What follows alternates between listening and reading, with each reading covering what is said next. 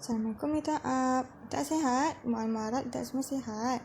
Hari ni Mu'alimah nak cerita kisah Nabi Ayub alaihissalam. Nabi Ayub alaihissalam adalah cucu dari Nabi Ishak bin Ibrahim alaihissalam. Beliau adalah sosok seorang Nabi Allah yang memiliki tingkat kesabaran paling tinggi dalam menghadapi cobaan dari Allah Subhanahu wa Ta'ala. Nabi Ayub alaihissalam adalah orang yang kaya raya. Hartanya melimpah ruah dan ternaknya sangat banyak. Ia hidup makmur dan sejahtera. Hidup Nabi Ayub dipenuhi kesenangan, namun beliau tetap tekun untuk beribadah. Beliau juga gemar berbuat kebaikan dan suka berbagi kepada siapapun. Semua orang memuji kebaikan, ketulusan, dan keikhlasan Nabi Ayub dalam berbuat kebaikan. Bahkan para malaikat pun juga memuji beliau. Hal ini membuat iblis merasa iri dan dengki. Ia tidak suka ada manusia yang begitu solehnya. Iblis pun berniat membuat Nabi Ayub menjadi sesat. Iblis lalu mencoba sendiri menggoda Nabi Ayub agar ia tersesat dan tak mau bersyukur kepada Allah. Namun ternyata iblis gagal. Iblis pun tidak menyerah. Ia dan para pembantunya kemudian mulai menyerbu keimanan Nabi Ayub. Mula-mula mereka membunuh semua ternak.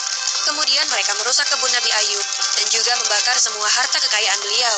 Namun Nabi Ayub dan anak istri beliau tetap rajin beribadah dan tidak pernah mengeluh.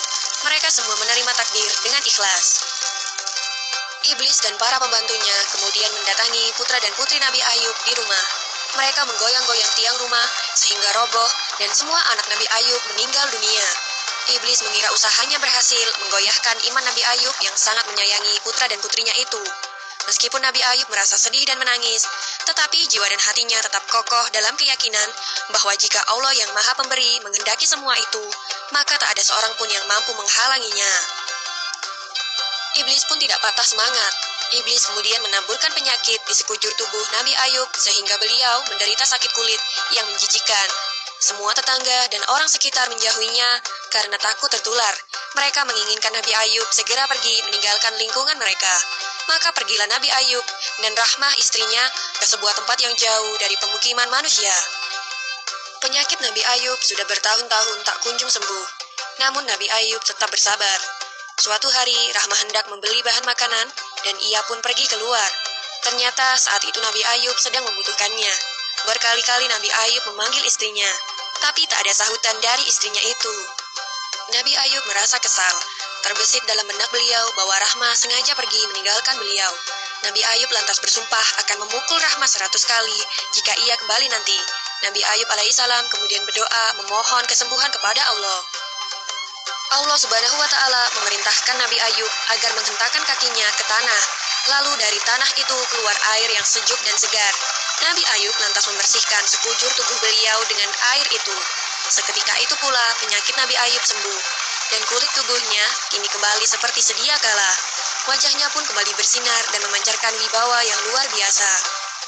Rahmah akhirnya pulang dan betapa terkejutnya ia ketika melihat suaminya sudah sembuh. Dan ia juga meminta maaf karena telah hampir kehilangan kesabaran dalam merawat Nabi Ayub yang sakit. Nabi Ayub pun memaafkannya dan bercerita bahwa ia telah terlanjur bersumpah untuk memukul Rahmah sebanyak 100 kali.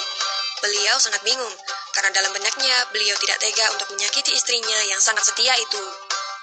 Akhirnya turunlah perintah Allah agar Nabi Ayub mengambil 100 helai rumput, mengikatnya lalu memukulkannya 1 kali ke tubuh Rahmah dengan pelan. Nabi Ayub pun melaksanakan perintah Allah itu untuk memenuhi sumpah beliau. Rahmah sama sekali tidak merasa sakit dengan pukulan 100 helai rumput itu. Nabi Ayub alaihissalam kini telah sembuh seperti sedia kala. Tak ada lagi orang yang menjauhinya. Mereka kembali menerima Nabi Ayub.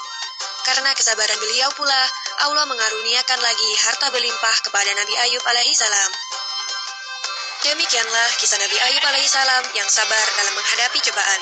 Semoga kita dapat mengambil hikmah dari kisah ini dan senantiasa sabar dan ikhlas dalam menghadapi cobaan dari Allah Subhanahu wa Ta'ala. Amin ya rabbal alamin. Okey, untuk dikasih litaan dekat rumah kena berlakon. Jadi sekarang jom kita tengok sama-sama contoh lakonan. Sabarlah, Allah sayang orang yang sabar. Kita doa pada Allah ya, sebab hanya Allah saja yang boleh menyembuhkan. A'udzubillahi minasyaitonirrajim. Allahumma antas syafi, la syafi illa anta fashfini. Maksudnya, Ya Allah, Engkau lah yang maha penyembuh, tiada yang dapat menyembuhkan melainkan Engkau. Maka sembuhkanlah aku. Kesimpulannya ni kita perlu mencontohi Nabi Ayub AS yang amat bersabar dengan ujian di dunia ini. Beliau amat bersyukur dengan kebaikan dan nikmat Allah di dunia ini. Jadi sekarang siapa yang izin kita sihat dan beri kita sakit? Allah. Dan hanya Allah saja yang dapat sembuhkan penyakit. Sebab itu kita perlu meminta doa kepadanya dan nangis akan hilang kesakitan. Jadi kita perlu sabar pada sakit sebab Allah sayang pada hamba-Nya yang sabar. Nanti letak buat kasar dekat rumah dan share dekat mana-mana dengan kawan-kawan. Bye letak. Assalamualaikum.